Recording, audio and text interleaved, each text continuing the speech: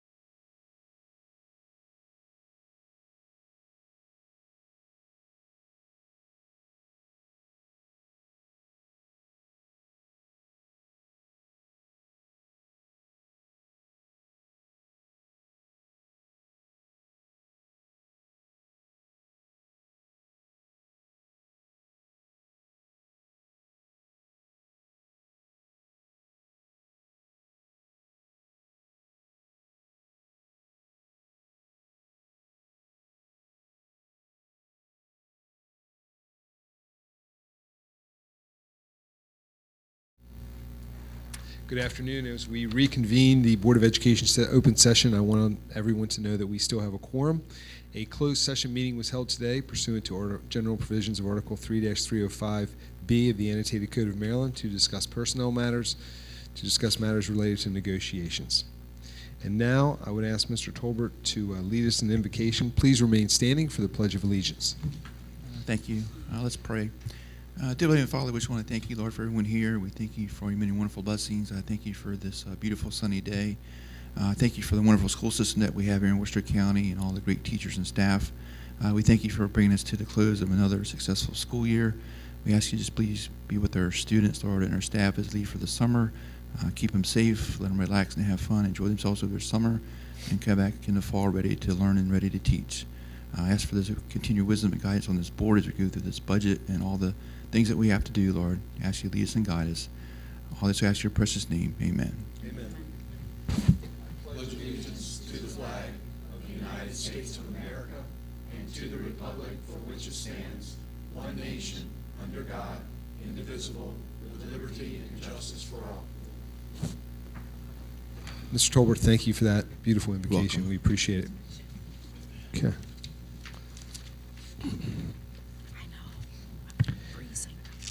And now I'm going to ask Dr. App to present the personnel exhibit.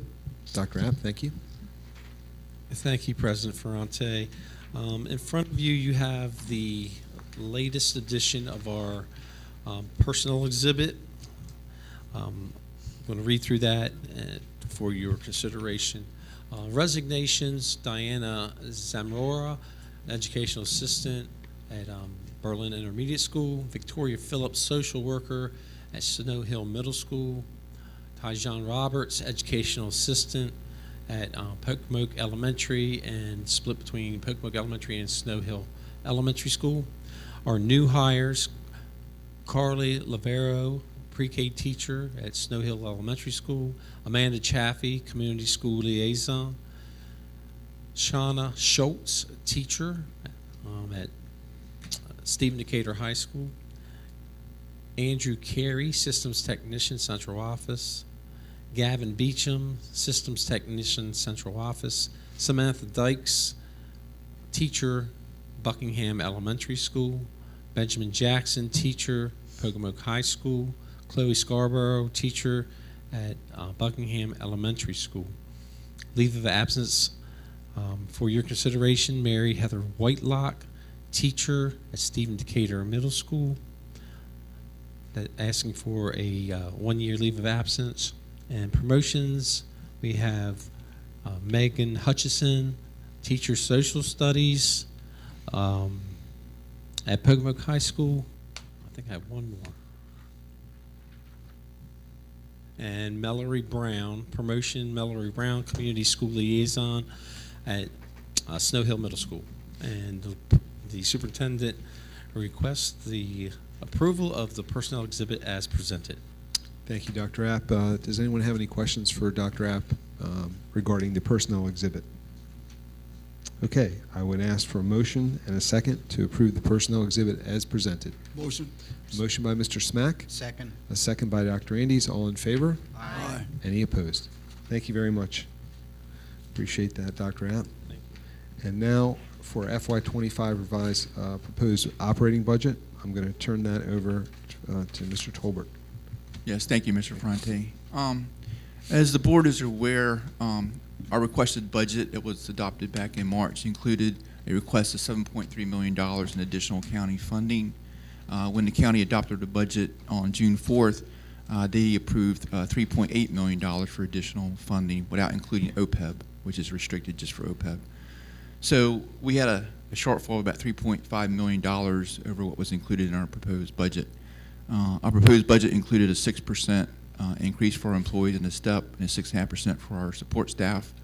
Not having enough money to fund that, the board met on June 6th in a special session and closed session to set new parameters for negotiations. So your team went back and we negotiated with both our teachers and with our support staff, and we had meet and confer sessions with our bus contractors, and we were able to settle for a step in 5% for teachers and a step in 5.5% for support staff and a 5% for our bus contractors. But because we didn't have adequate funding in our budget to meet those salary requirements, we had to identify additional cuts in our budget. So what I've done is today I've put a handout in front of you that has the pages from our budget document that has the cuts listed. It has both the FY24 cuts that we did as a result of MOE last year. If you remember, we had actually asked to have those restored, and they were not included in the budget that was adopted by the county. So those FY24 cuts are still there. They have not been restored. And now we have FY25 cuts that we've had to identify to fund this year's budget. So I can just walk the board through those cuts, proposed cuts, and if you have questions, either myself or a member of the leadership team can answer your questions. Starting in the area of administration, on page 7, if you look, we're eliminating a part-time position in finance and payroll, and that's going to save $1,853. We're also eliminating a part-time HR person, secretary. That's going to save $47,894. Those positions will not be back next year. On the next page, on page 8, if you look under office supplies, that was part of FY24 that we're not restoring. That $7,500 was cut last year, and that's not going to be restored in FY25. So that cut's still there. On page 9, the FY24 cuts that are still there that we'd asked to be restored but are not is $1,553 under meetings and conferences and $8,750 under subscriptions and dues. So those cuts are still in place. Moving on to instructional support, page 11, under secretarial and clerical central office staff, we're not going to bring back a contractual grants person. That's going to save $24,000. We're also not going to bring back somebody who was helping us contractually to update our policies, and that's going to save $9,000. Moving on to page 12, FY24 cut not being restored is $26,309 under the school office supplies. Under school postage, we're not restoring $18,096. And under meetings and service supplies, we're not restoring a FY24 cut of $13,000. Moving on to page 13, we're also not restoring the graduations, the $80,000. That's not going to be in our budget next year. Moving on to page 15, instructional salaries. There's quite a bit of information on this page. We're not going to be restored to FY24 after school cut for $315,000. We cut that last year as part of MOE. We'd asked for that to be restored, and that was not funded. So that $315,000 is still cut in our budget. New cuts for FY25 include 6 certificated positions for a total of $396,635. We're going to leave extra duty pay flat. There will not be any COLA increase on extra duty next year. That's going to save $42,177. Part-time community outreach person that was working in the Berlin community contractually will not be bought back. That's $8,787. A position down at Pocomoke Middle School is going to be cut. That's $26,742. Some athletic reductions in our extra duty positions that won't be paid are $74,330. We're also not going to be having extra duty activities in our elementary and middle schools next year. That's going to save $51,975.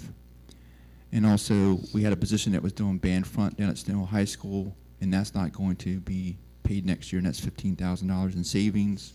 Vince, can I stop you right there? The band Sure. front will still exist at Snow Hill. We had someone who had it for years. It'll now be assigned. That person won't be back. It'll be assigned within the school. I don't want you to think band front was gone at Snow Hill High School.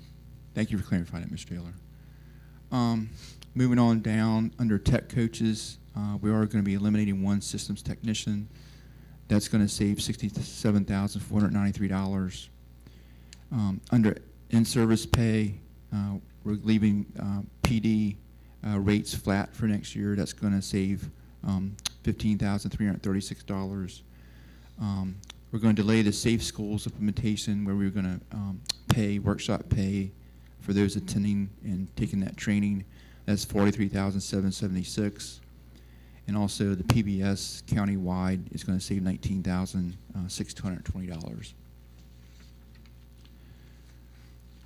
Moving on to page 17, under MOI, we'd asked for those FY24 cuts to be restored, and that $300,000 is not being restored. And also under reading, the 155,375, that's not going to be restored. We've also identified additional cuts. That should be FY25 cut to $20,000. We had some money for arts immersion of $38,000. We're going to cut that by $20,000 and reallocate the other $18,000 to art supplies in general to be distributed to all our schools. Under Worcester Tech, we're eliminating or cutting $560 in materials of instruction, and under testing supplies, we're cutting that by $15,000. Moving on to page 19, other instructional cost. Under consultants, we had cut $7,550 for the opening day speaker. We'd asked for that to be restored this year, and that's not going to be restored. That cut continues to be in place. I think that's everything on that page. Moving on to page 22, under special education, part of the FY24 cuts was $33,600 to MOI.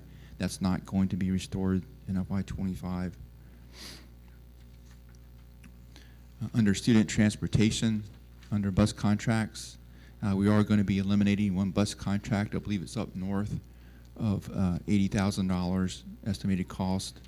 And we're also going to be eliminating some AM and PM runs for technical high school from all the high schools. That's going to save $77,000, $69,660 for Pocomoke, and then the Snow High School run is $38,000 in savings. Under field trips FY24, we're not going to be restoring the $56,361 that was cut last year in field trips. And also, we reduced summer school last year, $106,400, and that's not going to be restored this year. Under operation of plant, under custodians, we're going to be reducing the number of custodians in our schools, and that's going to save in salaries $210,952. And under fixed charges, money associated with those staff reductions I talked about under Social Security and FICA is $58,003, and under medical insurance, health insurance, is $138,975, and that's because of those cuts to the positions I discussed earlier. And you see in blue the OPEB increase of $1,587,052. That's money that has been previously paid from the county's budget that they're now transferring back to our budget.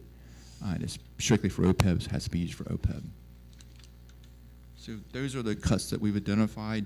At this point, they total about $1,577,000 in cuts for FY25, in addition to the $1.1 million that we had to do last year in FY24. So that's over $2.7 million in cuts over the past 2 years to our budget. Can you share about the pre-K also? Sure, there is some money in the budget for pre-K for private duty providers. The state now is going to withhold funding from our school system that we get for Blueprint pre-K and pay to private providers. So this year is about $693,000 that we were able to cover through the use of some other funds that we had. We had about $107,000 hit to our budget we had to pick up locally, but that number is going to continue to grow because they're going to continue to withhold that money. And right now it's just for Tier 1 students, which are the highest need, but it will advance to where it's Tier 2 and even Tier 3. So as those numbers of students in private duty pre-K continue to grow, we'll continue to lose money as a school system that would pay to those private duty providers. Does that help explain it, Dr. Wallace? Yeah, I just wanted to make sure. Sure. Yep. Repeat the total cuts. How much Total cuts for this year, $1,577,000. Last year, we cut $1,129,000. These are estimates, so, I mean, rounding. So total, $2,707,000 has been cut from our budget over the past 2 years, or reduced or realigned to meet the needs of the school system, to meet the needs of our employees, and to try to fund the salary package that we negotiated. Mr. Tolbert, just for anyone who's watching or our audience, summer school is already in place this year. This will just affect our after-school program going forward in the fall of September, as well as summer school in the following year. That's correct. Yep. Sure. We have applied for 21st Century grants for our non-grant funded schools. I just want to clarify that it is cuts in after school only to our schools that are not already funded by a grant. So our Title I schools and our Title I school populations, like our Pocomoke schools, our Snow Hill School in Buckingham, they have 21st Century grants. We have written for a 21st Century grant for BIS and Stephen Decatur Middle. We expect to hear back. We're supposed to, here's what I'll say. We're supposed to hear back relatively soon. Oftentimes those timelines get pushed back from the State Department, but we hope to hear from them soon regarding those two programs. So when we talk about cuts to after school and summer, we're specifically talking about those Sure. non-grant funded schools only. Dr. Wallace, for the record, would you state those 5 North End schools that do not have that funding in place, please? Yes, Ocean City Elementary, Showell Elementary, Berlin Intermediate, Stephen Decatur Middle School, and Stephen Decatur High School. Thank you. So I would open up to the board any questions for Mr. Tolbert regarding our budget. With the positions that are potentially going to be cut, as far as the where are they? The 6 certified positions, the systems technician. There's a handful of positions. Are those positions already vacant, as in people have resigned or have No- retired, or are they? Yeah, under keep the going plan down that the we've line? identified, nobody's going to lose their job that's currently working. Okay, So yes, thank you. you're welcome. Yeah, just to clarify though, we are moving staff around in our school district, and we did have a reduction in force of 1 position from our district. However, that person has different certifications. So again, as you heard, as we all know, we have many open teaching positions right now, so that person has been offered a position. But we did do we did do 1 person, but they are offered a job somewhere else. But there is multiple staff members who are moving from one school to another. So grateful to have their jobs, but as we talked this morning to a staff member, people love their schools, and it's never an easy conversation when you have to go say to someone, hey, I know you love, for me, I taught at Stephen Decatur, I know you love Stephen Decatur, but you're going to Snow Hill High School. And I would have been like, I love Stephen Decatur. So it's been tough, but everyone has a job. Any other questions for Mr. Tolbert? I would just ask our superintendent. I mean, your staff has done an incredible job looking over this. It's an unfortunate situation to be in, but I would ask you, based on what you guys have brought forth, if you think that this is the best situation for the school system. Thank you, Mr. Ferrante. Great question. I'll make a couple comments. Dr. App talked about the long week we've had, and really, when we weren't in negotiations, we were burning the midnight oil to go through this entire process. This was not done just cherry picking. This was done looking at class sizes throughout our county. Dr. Wallace and Ms. Schwartz looked at every class size in 14 schools in our county to make recommendations to me about where these cuts need to be taken from. I'm just giving you some examples. Dr. App and Mr. Slacum looked at a new custodial plan to meet industry standards, and sat down with me and went through step by step how that would work. We did this in every category. I don't want to leave out Carrie Steers and the importance of what she played in this process of keeping it all straight and working with Mr. Tolbert so that we didn't lose our place, because when you're talking about a $125 million budget, we've dug along the way in every avenue that we could. I will never sit here and tell you that any cuts was a good thing. It's going to be some new challenges for us as we move forward, and I'm hoping, as I've said publicly recently, that hopefully we'll stop the bleeding this year and we'll be able to be back where we are. But Mr. Ferrante, this recommendation is my recommendation as superintendent of the board, and to answer your question, my team has done an awesome job, and it's not gone without some rough edges with us at each other a little bit over standing up for what our beliefs are. But that's a good thing. That's a great thing, because we all have areas that we work in, and we believe strongly in those areas, and that showed me the level of passion that my team has to make this work. And I can tell you that every dollar that we look at hurts, but we think it's best moving forward, and I feel confident that we will continue in the direction that we're going in, and I feel strongly, very strongly, that our employees, all roughly 1,200 of them, deserve the compensation package that has been negotiated by Dr. App and his team with the associations and the meet and confer with our bus contractors. So it's my recommendation, what Mr. Tolbert has presented to you today, that this is where we'd like to go moving forward. And as I said, it has been many, many, many hours of studying and going back and forth to make this decision. So thank you.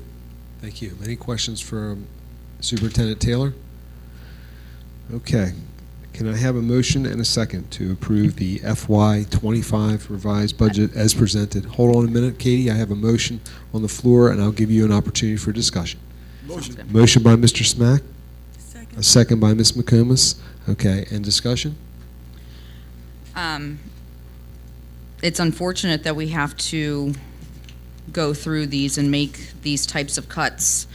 I had sent over a list of suggested cuts. I, took the time to review the budget over and over again, and I came up with a list of suggestions. Part of my suggestions were I wanted to see if the grant had expired for the RVs. I'm sorry. Go ahead. I didn't say anything. I'm sorry. I had asked for the grant to see if the RVs had expired. If so, I suggested we should sell those. That could make up for part of the cost, even if we sold them for, on a very conservative end of $75,000 each. That could be $150,000 back in the budget. I had also suggested looking at the supervisor vehicles and selling all but 4. We can talk about numbers with that. But that would roughly be 19 supervisor vehicles. And that would make up a difference of about $200,000, even if we sold them for half of what we had paid for them. Top 13% of full-time employees, we were I said maybe we need to discuss what that would look like as far as if they would get the full package, that what the employees who are at the minimum of the $60,000 are making, if they would be getting the same amount. And that's really mainly for administration I was looking at. I was looking for anyone over $100,000. That would be an increase of about $360,000 into our budget. There was also some discussion, I do believe that was brought back in about the contract positions, and that's what was handled here, so that was part of the discussion as well. But I had a lot of other things that I was considering and suggestions. As far as food purchases, last year it was determined that there was about $60,000 worth of food purchases alone, that I was wondering, can we lower that amount?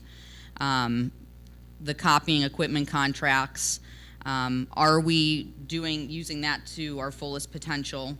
I do know that with the copying machines, I believe that there should be some sort of an odometer That reports are available for copier consumption for every year going forward. And we can see if the consumption has reduced since the tablets have been brought into our everyday usage, that we can really analyze whether or not we need the full contract or if we can reevaluate our contracts with the copiers. As far as the 3 leased vehicles that we are renting out to our supervisors, our 3 leased vehicles, we're paying $29,000 a year in lease payments. Are we able to break those contracts? Because I feel like that would be a savings to our taxpayers. And then as far as other creative suggestions, are we able to review our tuition reimbursement for current employees? I didn't really have that much more to ask about that, but I didn't receive any information about that. Considering any type of a salary compression so that we can still get our new hires up to the $60,000 of what the blueprint is requesting, but it's not a complete salary increase for all employees. It's more of a compression. And I do know that our team is working on that. I'm hoping to see information on that soon. And that can help the teachers who are making a lower amount of money get a little bit more of a raise than, say, anyone who is making over $100,000. I ask that anything that we are not able to do, for me to see a contract, a law or regulation saying that we can't do those things. I have not received anything saying those things. So I'm really more interested in seeing if we are able to change some of the things that are being proposed here in our budget, to see if some of those other things would work. Personally, I'm struggling with the cuts of the athletic reductions, the extracurricular reductions for the elementary and middle school, and those 2 things alone equaling $126,000, I feel like we can find in different places. I mean, I'm struggling with a lot of the things that are part of this cut process, but that in particular is where I'm at. Okay. Yes, go ahead, Mr. Mack. Point of interest, when you make a motion and vote on it, Robert Rules of Order, you voted, We have, proposal, right? we have a motion and a second, but we haven't called for a vote yet because we had discussion. Yeah, we do that after we vote on it. After you vote on it, you have a point of discussion. We can have a discussion prior to the vote. So, yes, sir, we can.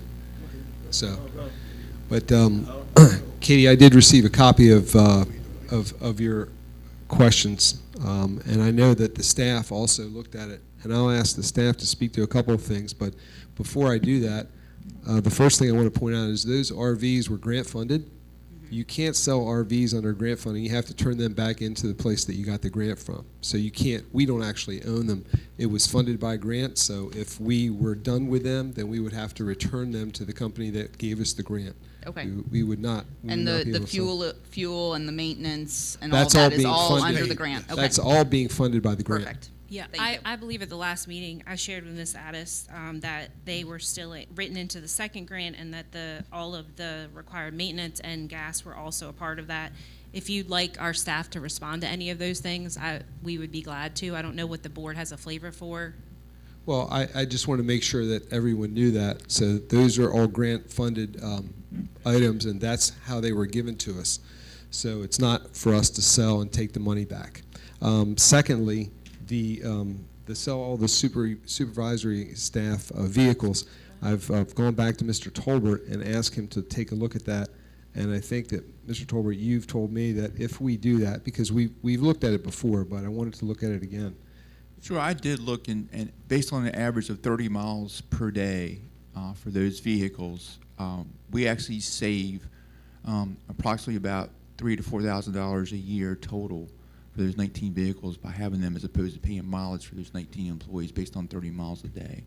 So it is a savings to our school system to provide those vehicles to our coordinators who are driving back and forth to the schools. And you know, they're out a lot, and Dr. Wallace and Ms. Schwartz can talk about that. They're not sitting in the office, they're out to the schools all the time.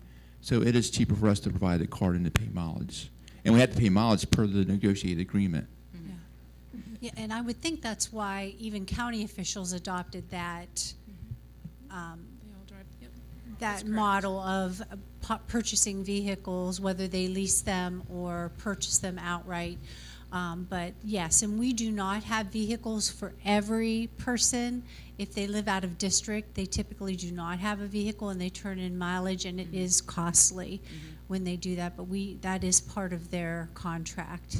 And also, I would share that for the folks that work at the central office who are not, I would call our coordinators itinerant. They don't work here, so they are itinerant. But for our central office staff who is not itinerant, who works in the office on a daily basis, they are also not assigned a vehicle. I think that's something that probably the public may not be familiar with, but if they're not itinerant, they're not assigned a vehicle either. And just one more point. Typically, the staff does not start their day here, so it's very typical that if a coordinator has their day starting at Decatur or Pocomoke High, that's where they start their day. They don't start here necessarily to pick up a car and begin their day, so it would impede their working hours, and which would also factor into a cost because of their salaries. If we said you have to come here and pick up a car and start your day here each day, it would start impacting their salary, if that makes sense. So if I start my day at Pocomoke Middle or Stephen Decatur High, I wouldn't need to come here and pick up a car and then start my day. Is that part of the contracts when these administrators are hired? No. Do you mean that they're assigned a vehicle? Correct. No, it's not part of a contract, no. So No, but mileage is part Yeah, of. mileage is something that Mileage we're is- required to pay. Yes, That's a requirement. yes. well, if it's possible, I would like to see it. What would I'd you like like to to see the. Let me think here. Like,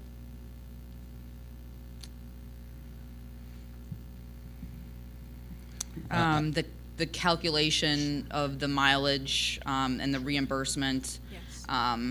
To verify the usage logs, and to have more of a snapshot of how that would work daily.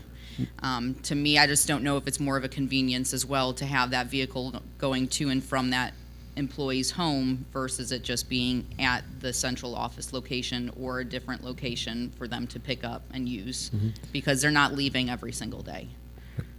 I think that's why I asked Mr. Tolbert to look at it. We estimated mileage, but I'm sure he'd be happy to provide you that information. Yeah, I'll, Okay. I'll provide it to you. Thank Katie. you. You're welcome. Secondly, you mentioned 13% of FTEs making over 100, and for them to forego a 4% increase, I just want you to know that part of those are employees, and they're part of the negotiated agreement. So Are you couldn't- administrators part of the Yes, negotiated? they are. Yes, That's what they I are, shared with and you you at our can't last- eliminate, you couldn't eliminate them. You couldn't just throw them aside because they're a part of the negotiated agreement.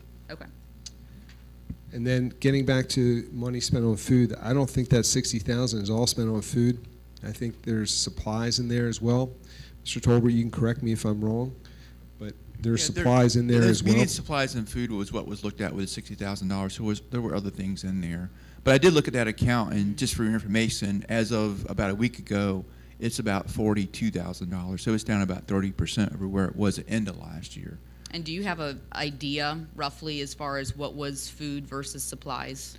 I don't have that right at the top of my head, but I can share that with you. Sure. Yeah. Yeah, you want to get me to go over copiers? Yes. Yeah, so we actually do keep track. Schools are actually get a paper allotment. So in our copy machines, I believe Mr. Tolbert do keep those counts. I know when I was a principal, the count was there. I knew is. exactly as a teacher a count on. So we actually, we do look at those things. Those are things we look at. And Mr. Tolbert could speak. I don't know if you've looked at the contracts, which is why maybe you were making or had a question about it because you looked at the contracts and you thought there was something, Katie, or. Well, we've decreased. It was $395,000. We cut it by $95,000 for copiers this current year, so we are reducing that line item. And those copiers are on a lease every 5 years. They come up due for lease on different cycles. And every time that lease comes up, we look to right size those copiers to make sure that we're not providing more copy than what we need. That is done as analysis as part of us working with Xerox every time they renew. It's with Xerox. Yeah. Yeah. And the county uses Xerox too. I've spoken to Nick Price, I think, and he uses Xerox too. He's very happy with their service and with their pricing. And Dr. Wallace, I want you to speak to the review on tuition reimbursement Yeah, for employees. Ms. Addis just stated that she didn't receive any information on that. On June 11th, 4 paragraphs down into the email that I sent, I did share with her that that tuition reimbursement and salary compression were negotiated. So that is part of negotiations, and I did respond and share that. Yes, you did respond. I asked to see the contract or the I'm negotiation sorry. I was agreement. asked to answer your questions. Yeah. I don't believe you sent me an email asking me for. I had sent it To to, me? Who did I originally send it It was to? not sent to me. Right. Yeah, So- the so I negotiated think- agreement, sorry. Go ahead. Oh, I'm just sorry, the negotiated agreement's right on our website, It's a public but we, yeah, but we can send it to you, yeah. Perfect, thank you. Yep. Okay. So I think most of those questions were answered. But again, we have no problems looking into any of those, and if we can create savings through any of those suggestions, we would be happy to do so. The superintendent sets the salaries for his executive team, and we have a contract with the superintendent that is, I don't think maybe prior to you joining the board, that contract's in place for him, and it does specify certain things. So now I will move forward. We have a motion and a second to approve the revised budget, except I have Dr. Andes would like to say something. Just for further discussion, I want to thank the entire team and especially the superintendent for their tremendous work on putting together a budget which in essence cut 1.1 million last year and 1.5 million this year, which is a total cut of 2.6. In my 16 years as superintendent of schools, we never had to cut the budget like this.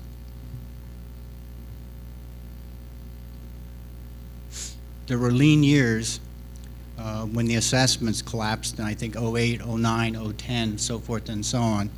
But we struggled through that era, but we never had to cut the budget like this. So I want to thank our entire executive staff team and the superintendent of the schools for his advocacy, and our negotiation team, as well as the negotiation team for the support staff, as well as the negotiation team for the Teachers Association for working to bring together a collective bargaining agreement. Worcester County Public Schools formula for success, and we're either number 1 or number 2 in the state, depending upon what the assessment is. And that is the following. This is the formula. We hire the best people we possibly can. Number 2, we have low class sizes so that our teachers can make a significant difference working with individual students each and every day. And the students that are in our classrooms today are not the students that I taught in 78, 79, and so forth and so on. We have students with significant challenges, and we need those low class sizes so that our teachers can do what they need to do in the very best way they do each and every day to reach and touch every single child. So low class sizes are critically important. The third thing is we have a robust assessment program through iReady and other assessment tools that we utilize. So when we identify a student who needs remediation and or enrichment, we have after-school programs that can provide additional support and assistance to those. And those after-school programs are critically important for the success of our school system. And finally, we have an intense, extensive staff development program so that we can do everything we possibly can to build capacity in our teachers.